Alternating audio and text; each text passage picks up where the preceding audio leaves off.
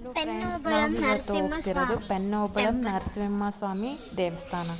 ಇದಿರೋದು ಆಂಧ್ರ ಪ್ರದೇಶದ ಅನಂತಪುರ ಜಿಲ್ಲೆಯಲ್ಲಿ. ಟೆಂಪಲ್ ಸುತ್ತಮುತ್ತ ತುಂಬಾ ಕೋತಿಗಳಿತ್ತು. ವೈಲ್ ಗೋಯಿಂಗ್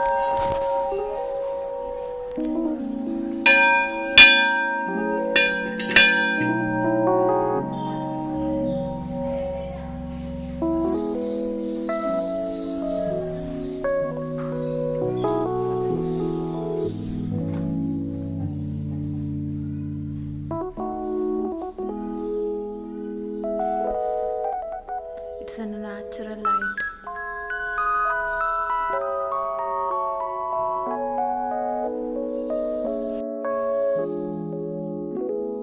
ಈ ವಿಗ್ರಹ 5 ಅಡಿ 3 ಇಂಚು ಇದೆ.